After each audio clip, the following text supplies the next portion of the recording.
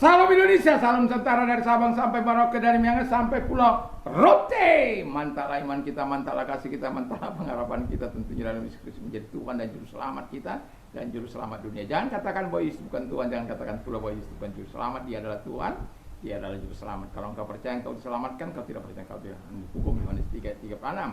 Dan Alkitab juga mengatakan dengan jelas bahwa Yohanes 14 ayat yang ke-6, karena begitu besar kasih Allah akan dunia ini sehingga Akulah jalan dan kebenaran dan hidup, tiada seorang sampai kepada Allah kalau tidak melalui aku.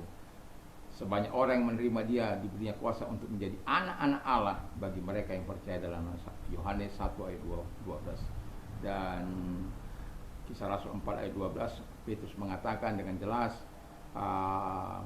dan keselamatan tidak ada dalam siapapun juga selain dalam Dia Yesus Kristus, karena di bawah kolong langit ini tidak ada nama lain yang diberikan kepada manusia yang olehnya kita diselamatkan. Haleluya.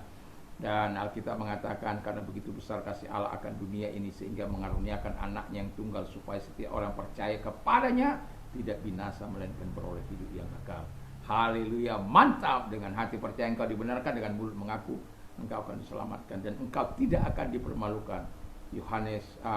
Roma 10 ayat 9 dan sampai dengan yang ke-10. Kiranya Tuhan Yesus memberkati kita di malam hari ini, dan sebelum kita istirahat tidur, biarlah kita rilekskan hati kita untuk mendengarkan sebelum kita datang berdoa, membaca firman Allah dan melakukan apa yang berkenan. Semoga kekuatan Tuhan, kekuatan firman, kekuatan Roh Kudus akan terus menerangi hati dan pikiran kita. Dalam peristirahatan kita pun Tuhan tetap bersama dengan kita. Mari kita tutup berdoa. Terima kasih Tuhan, biarlah kami menghormati dan taat kepada Tuhan dalam nama Tuhan Yesus. Haleluya. Amin. Ayat dalam Mazmur 95 ayat yang ke-1 sampai dengan ayat yang ke-11 ya. Tapi saya tidak akan bacakan semuanya, tapi saya akan membacakan ayat-ayat yang bersentuhan saja.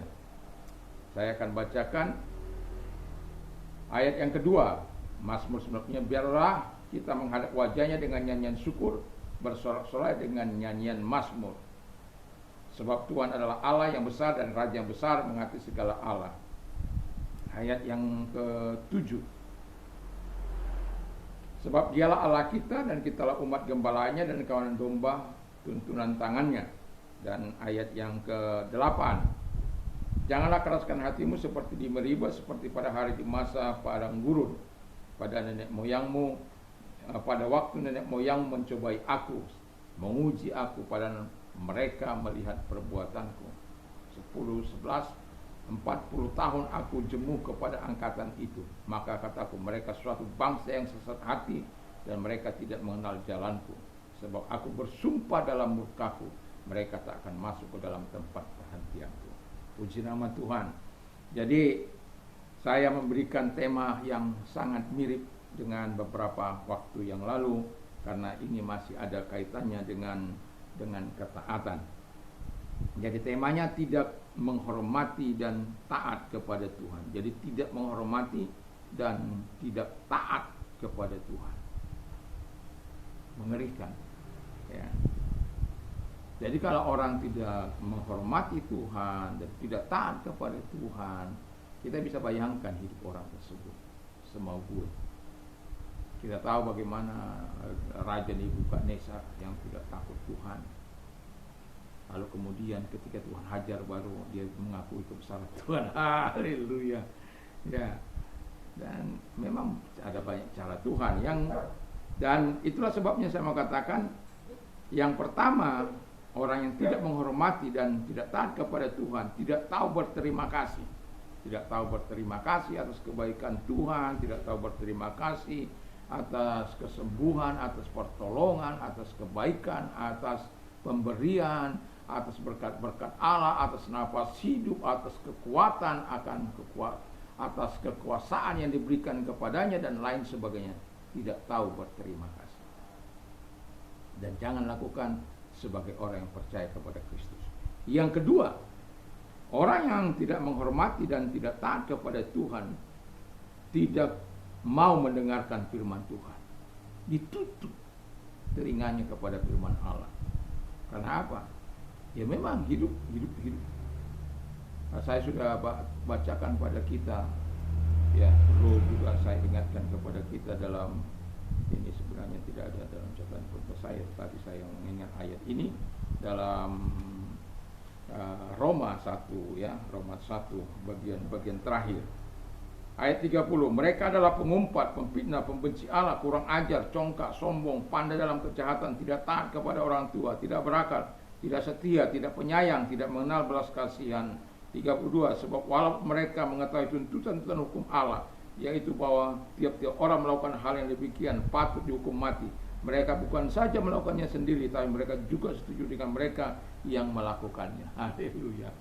Jadi itu, ya, tahu firman Allah tapi tidak mau melakukannya. Mereka tutup untuk telinga hati mereka supaya tidak melakukan.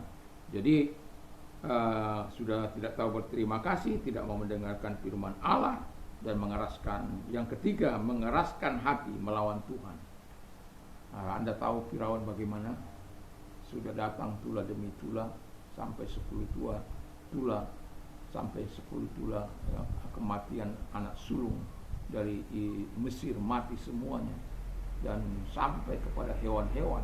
Tetapi apa yang terjadi? Mereka bukannya malah taat kepada Tuhan, mereka bukan datang kepada Tuhan, tapi mereka justru kesempatan itu, kami sudah melepaskan Israel untuk menyembah kepada Allah yang besar itu, dan pada akhirnya nama mereka dihapus. Dan Alkitab mengatakan Tuhan mengeraskan hati Firaun. Setiap kali ada mujizat dan dia meminta Musa mendengarkan, tapi setiap kali pula Tuhan mengeraskan hatinya. Jadi kalau Tuhan sudah mengeraskan hati, bahaya. Dan jangan sampai tahap itu kita. Kalau sudah Tuhan mengeraskan hati kita, satu-satunya tempat bagi kita adalah neraka. Dan itu tentu tidak kita inginkan. Dan saya juga tidak ada ingin ada orang masuk neraka itu. Itu sebabnya pagi malam saya memberitakan kasih karunia, karena firman Allah ini lah yang dapat menolong manusia untuk tidak masuk dalam neraka. Saya melakukannya dengan walaupun kadangkala letih lesu, tetapi saya tahu bahwa ada orang-orang yang menerima berkat Allah, berkat firman Tuhan ini. Dan saya yakin apapun yang saya lakukan tidak sebanding dengan segala kebaikan-kebaikan Tuhan yang saya terima. Tapi kerinduan saya supaya semua orang taat kepada Tuhan, menyayangi Tuhan, mencintai Tuhan, mengasihi sesama, hidup dalam toleransi yang tinggi satu dengan yang lain.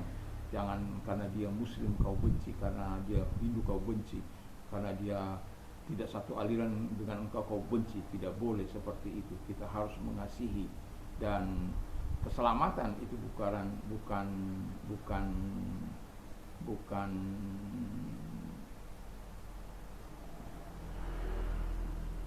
keselamatan yang dari Tuhan itu bukan hakmu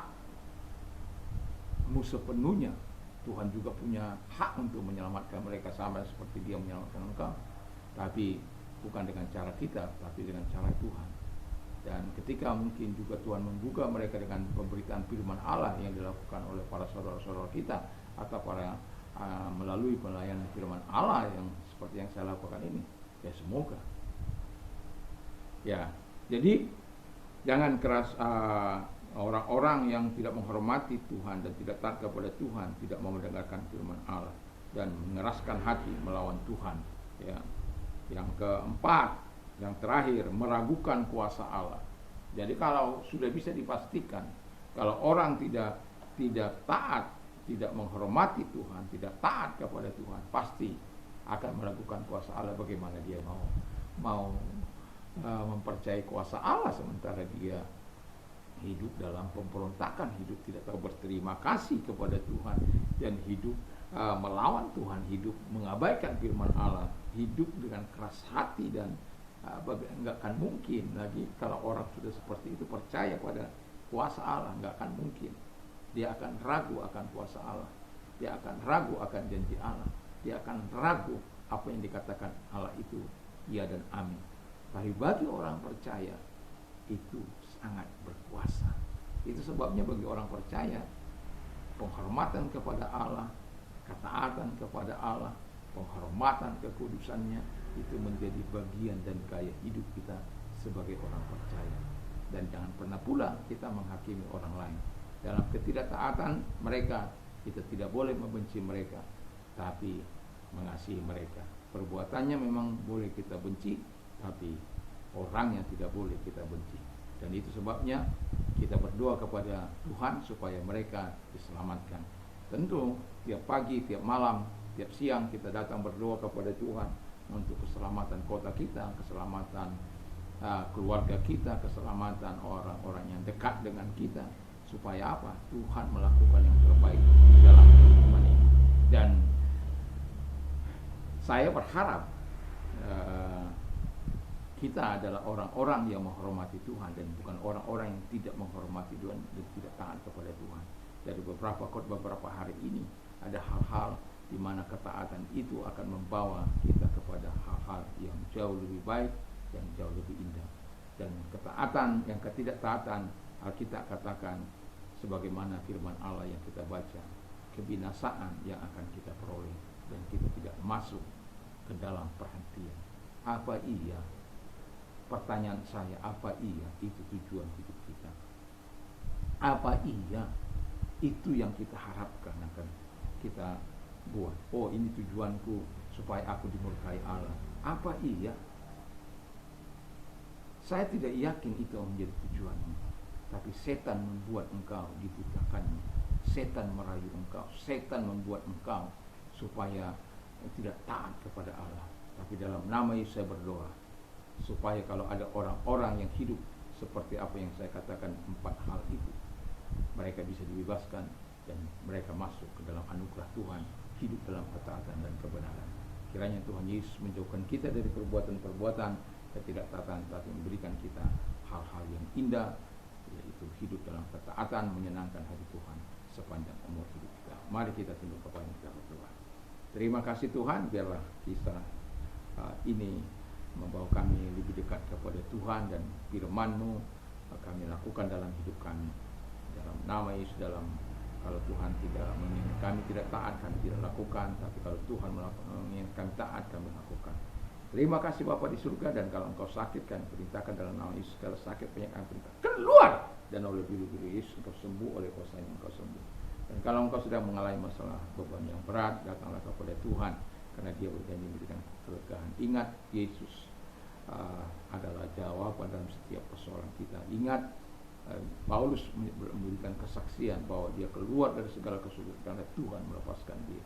Dan kita sudah mengerti bahwa bagaimana firman Allah, bagaimana Tuhan menolong pahlawan-pahlawan iman.